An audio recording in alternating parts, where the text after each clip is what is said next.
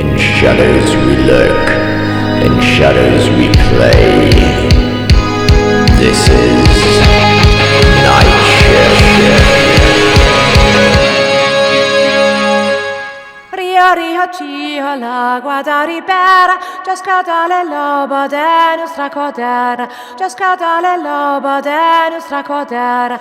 Rio Cio la guarda ribera, già scada le lobo de nostra codera, già scada le lobo de nostra codera. La borra mioso la chiesa mode, mas già poderoso la super defende, chi sarà a ser che non pugge se pecca, e all'originale sta vicinato viera.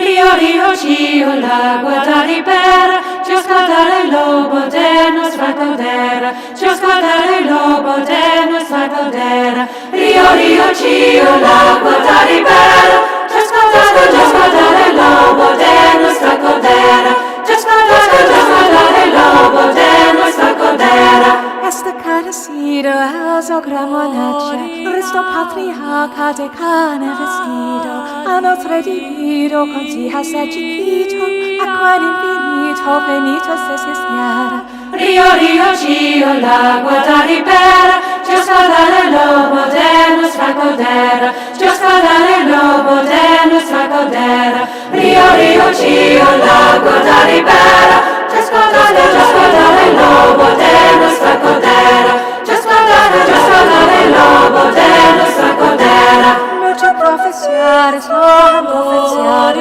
io non ho certezza, hemos adorado, a Gesù quando vemos en el cielo, y a la del cielo, proprio le quisiera. Rio Cio la guarda ribera, ci ascoltare il lobo de nostra codera, ci ascoltare il lobo de nostra codera. Rio Cio la guarda ribera, ci ascoltare il lobo de nostra codera, ci ascoltare il lobo de nostra codera.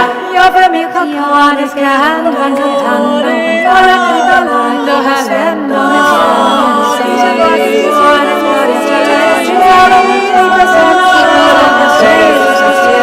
Rio Cio la guarda ribera, già scada la lobo de nostra codera, già scada la lobo de nostra codera. Rio Cio la guarda ribera, già scada il lobo de nostra codera, già scada il lobo de nostra codera. Rio Cio la guarda ribera, già scada il lobo de nostra codera, già scada il lobo de nostra codera. Rio Cio la guarda ribera, già scada il lobo de nostra codera, già scada il lobo de nostra codera. Yes, I welcome Katherine Blake to having a chat about that whole Mediaeval Babes thing that's going off yet again. It just can't seem to be stopped. Why can't we stop the Medieval Babes? Why would you want to stop them? I mean, why would you do that? You know, Indeed. Even if you could, which you can't, why would you try? Indeed, it would be a rather ridiculous endeavour without any doubt whatsoever. Anyway, so you've got a new tour. Is the new album accompanying it? Well, I'm writing a new album at the moment. The theme is yet to be unveiled, but we will be performing 4 of these songs on our upcoming tour. And I'm very excited about, really, I know people, the word excited is rather overused in my line of business, but it's been a while since I've done some new songs on stage with the Baebes. So, and they're all very upbeat, very rocking numbers, you might say. So, I think can we expect more heavy metal guitar involvement? You know, well, actually, one of them, somebody in the band did say that one of them sounds a bit like Iron Maiden. So, make of that what you will. Well, yes.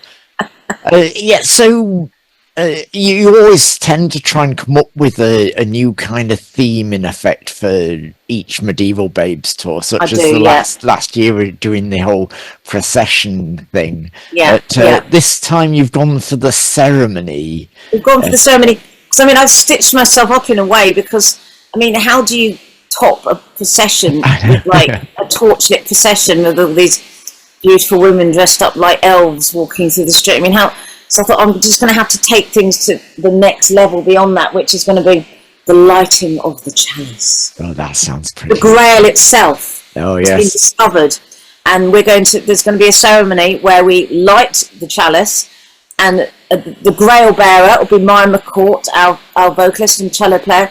So she'll be leading the procession with the Holy Grail itself, followed by a band, followed by beautiful torch-bearing ladies. And I mean, I think that hopefully that will take things to the next level. Yeah, it certainly sounds like it. So, I mean, obviously, the Medieval Babes didn't necessarily start off with this sort of theatrical kind of thing. So it's always been theatrical. I mean, but I'm just getting silly now. Yeah, but I mean, it was always maybe theatrical, sort of. Yeah, it was always a spectacular presentation, but sort of actually getting more into how to put it, actually sort of more like a specific play, if you like. So, why do you think that has happened? Is it? Well, I mean, there's so many bands out there that they go on tour, whatever. We've released a new album, whatever. But we have processions, so it's just something a bit different. I think it's a good hook, and also it's great for that time of year. Everyone needs to be cheered up because it's cold and everything. It's obviously very traditional for people to process in medieval times. They didn't have electricity back then; they'd have had their torches out, wouldn't they? So we're just trying to make things as historically fun and theatrical as possible. No holes barred. We're not trying to be necessarily authentic. But we're going more sort of Game of Thrones spectacular style event. And people love all that. I think it is wonderful, obviously. People want escapism. They want to go to a fantasy world, and we're going to give it to them. Yeah, I mean, even sort of in effect, the scene I am in, so to speak, I often feel that there's too much that is kind of just a band on stage. Can't we perhaps evolve it to be a little bit more, hence my sort of perhaps ridiculousness, you could say. But and I think obviously the Medieval Babes sort of have, to my mind at least, sort of evolved a little bit beyond just being, say, like a choral group that gets together. I think that is definitely wonderful. I mean, for started, the tendency to perform in churches is without a doubt. So maybe we're going to see. What about like the performing in the Devil's Arse, for example? Have you considered that? Where is that? That's in Derbyshire. It's a cave. I mean, Cabaret Voltaire have played there. It might have seemed like I was just sort of going on about some ridiculous nonsense about actually playing in the Devil's Arse, but there is a cave.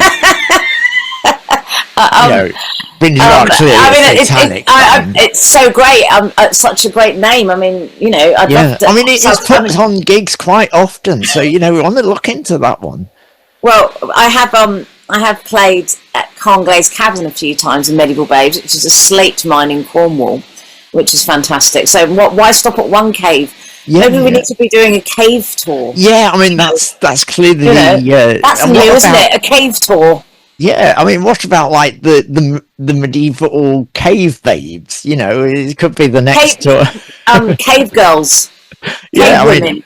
The cave babes. That's must be. So, with regards to going back to like properly Medieval Babes stuff, how do you keep managing to sort of find a way forward for it when it's based in something sort of historical? In effect, even though you're not necessarily recreating things of the past, how do you move forward to keep it interesting, not least for yourself, rather than repeating the same old stuff all the time?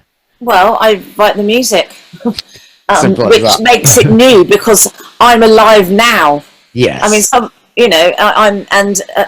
of the material that we do is ancient music that I've arranged, but probably more than 50% of Medieval Babes material over the years, I've written the music using ancient text. But with this new album, for the very first time ever, I'm writing all the words myself.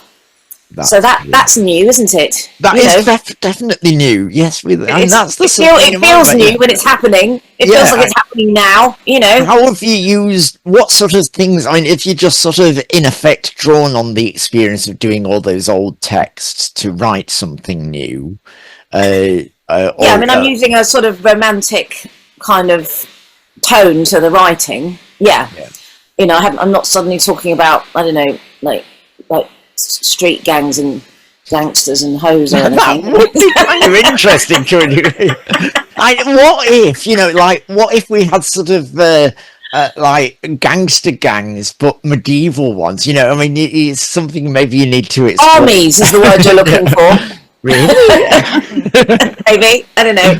I guess they did have, But what sort of subjects have inspired your sort of wordly writing for? Well, I can't reveal that. No, that would be giving the game away too the album, much, can I? I'm just dancing around it here. I'm fishing here for sort of unique angles. Come on, give me a chance. I've got to get an exclusive here. There is a very, very definite, strong theme, which, like I said, will be revealed in the fullness of time. Indeed, yes, I expect. I mean, I can't just say it all now, can I? Well, I don't see why not. I've got to string it out over the next year. It's suspense. Yes, I suppose you've got to keep that social media hook going, for example. I know. We know how hard that can be. Indeed. Oh God, I hate it. Can't just sort of say, "Oh, I'm doing this," and that's enough. Do we have to be like friends with all the fans these days? I don't know. Fans? Well, if it wasn't for our fans, where would we be? Well, there is that, isn't there? I mean, you do kindly spare time. I love my fans. It's always a pleasure to meet them after the show. Doing signing after the show has become a very intrinsic part of the whole experience for me, getting that feedback at the end of the night, so it's particularly at Christmas, everyone's jolly, and a lot of people say that Medieval Baebes starts Christmas for them or makes Christmas for them, so I'm very happy to be in that role.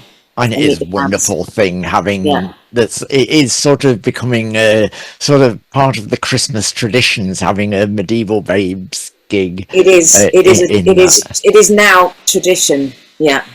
As is now tradition. Yes, it is now. December. It is now classic tradition to have Medieval Baebes. It's been established throughout the fullness of history that Medieval Baebes perform at Christmas time. Yeah, I mean, it's a curious word. It's a curious word, tradition, because all you've got to do to make something a tradition is keep doing it over and over again. It's not necessarily a good thing.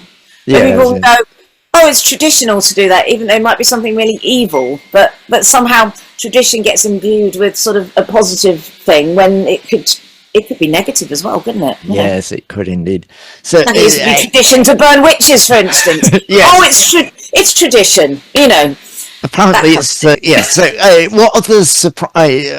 what the sort of and obviously the general nature of the Medieval Baebes is surely temptation enough for people, but what other temptations can you lay at people's feet for the upcoming Medieval Baebes tour? Well, I mean, I don't know is processing with torches and singing in 6-part harmony in 8 different languages not enough? No, I want 10 languages. Human sacrifice. What do you want? Yes. Full-on satanic ceremony and the devil's We don't do that. We're in a church, and I don't. Break the rules. Explore what you. Yeah. I'm not actually a Christian. I don't affiliate myself with the religion in a formal way, but I love writing Christmas music. I love arranging Christmas carols because it's one of the many ways in which people connect with the universe. I mean, and personally, it's totally losing me any golf cred that maybe I might have had, whether I did or didn't. I don't know. I'm just an idiot who plays dress up, but I actually much prefer Christmas time to Halloween myself. That is. You've done it now, haven't you? Done it now. Fans are going to be leaving in droves. Fans? What are they? I don't have those. I do. At heart, I'm probably just too sentimental and nice for this whole goth malarkey. Anyway, so obviously you sort of rather leaned into the Halloween thing this year with the whole Dracula's Brides. Yeah, Brides of Dracula. With that, a bit of fun Some for absolutely everyone spectacular at Halloween, photo shoots going off. Yeah, that was good. Yeah, really. Yeah, we did a lot of that. Was very. I don't think we've ever done vampires before. No. And I love that. I think that those 3 vampire Brides of Dracula in Bram Stoker's Dracula Coppola is just, they just look so amazing. So that was kind of the starting point for that. And then I just thought we could just get a whole of the muslin and wrap it around ourselves and bought some crowns from Amazon and off you go, Yeah, it was certainly resulted in an absolutely wonderful, spectacular series of images, and so and the thing is also the sort of certain element of fun with it always tremendously. Always, Halloween is obviously there's a history to it and everything, but how it manifests these days is normally in a fun way. Yes. For some reason, it's okay to just dress up like a total slut. And that's I do try and practice as much as possible. Yeah, exactly. So it's kind of glorious, isn't it? You can just wear whatever the hell you like. It's like, it's Halloween, And I noticed, no one bat an eyelid, in the last Mirand Sex Garden tours, you seem to be rather enjoying doing a bit of that yourself. With Sex Dolly. That was my the persona on the last tour. Yes, I know you were enjoying my 15-year-old daughter Rosa chose that outfit for me. Excellent work. She's my stylist, you see. Lovely. I was like, really, Rosa? And she's like, no, go on, mummy. You look great in this. Just try it on. I'm like. Definitely a very, very fine choice. The more ridiculous and slutty we can all look on stage, the better, I think, for humanity. Yeah, so we should probably cover whereabouts you're playing. I mean, can you reel them all off the top of your head? Here we go. The 3rd of December, Milton Keynes, The Stables. 4th of December, Oxford. 5th of December, Cardiff. 6th of December, Leicester Cathedral. 7th of December, Isle of Wight. 8th of December, Dunster Winter Festival. 9th of December, Chelmsford Cathedral. 11th of December, Truro Cathedral. 12th of December, Glastonbury St John's. 13th, Sandwich, Mary's Art Centre. 14th, St Mary's in Horsham. 16th, Tewkesbury Abbey. Looking forward to that one. Yeah. As I am all of them, but that one. Yes, but that one, I was particularly excited. They're very medieval in Tewkesbury. Yeah, I mean, I went to an organ recital in Tewkesbury, and it was very, very good. But anyway, 17th, but anyway, we're nearly there. 17th of December, Norwich Cathedral. 18th, Leeds Minster, which is an important one. 19th, Newcastle Cathedral. 20th, Stoke-on-Trent, Stoke Minster. London, the Round Chapel in Hackney. Yes, so there we are. We have a lot of dates. And how on earth do you keep going through all that lot? Well, I put myself on a drinking ban, actually. Ah, right. So not like the good old days then. No, it's just because you got doing that much singing every day in a row. If you party, inevitably I'll start cackling and then I'll lose my voice. It's happened before. I've just got to go to my hotel room, calm down, stick on Game of Thrones, and go to sleep. That sounds so sweet and lovely. But I'll allow myself. I'm going to have a drink in Horsham because that's when we do wine and cheese night. And we've got a day off the next day, and there's a really good Sainsbury's up the road.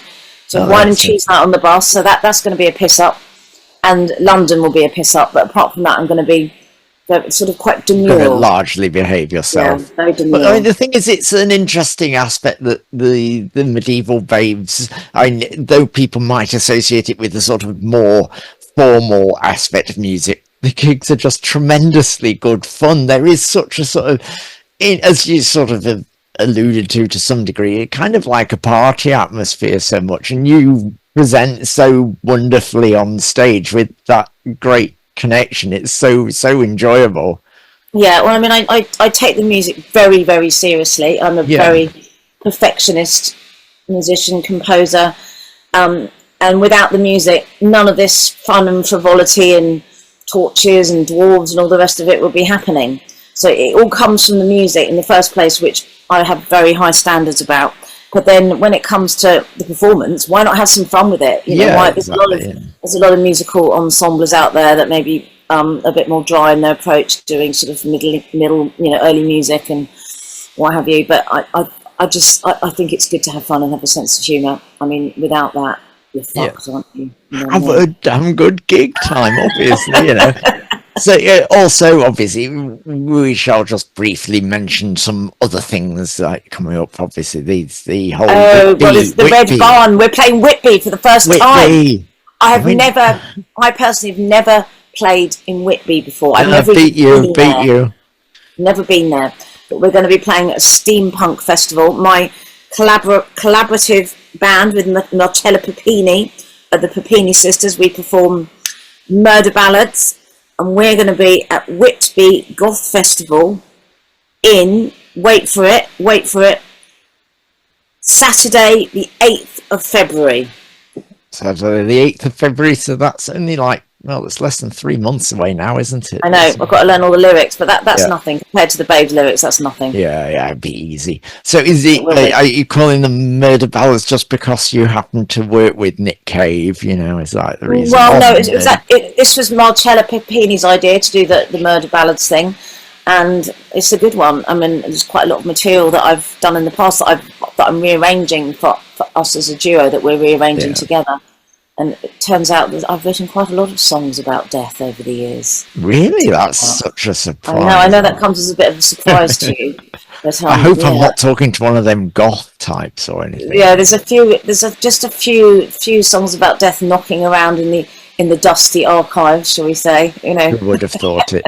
Any more Mirand Sex Garden? I know it's shocking. Yeah, but yeah, we've got some gigs coming in for next year, but I'm not allowed to say where they are yet. Okay, fair enough. We just let we know they're going. By my agent, it's very, very secret. We're just gonna have to watch out for Mirand Sex Garden cropping up where you least expect them. Yeah. And Witching Hour, The Witching Tale. Not Witching Hour. I knew perfectly well, but we'll be doing more Witch and Tale gigs next year. They haven't come in yet, but we've got a few leads we're exploring that on that front. Yeah. Well, I hope I can finally arrange one for you anyway. I know you're really tenacious, aren't you? I keep you're determined to get me to some obscure venue somewhere with the Witch and Tale, aren't you? You won't let it lie, will you? No, definitely not. Yeah. I just play the Dog and Duck in Cleckheaton. I think that's what we need, you know. Anyway, I shall see you in Leeds. So nice to chat with you again.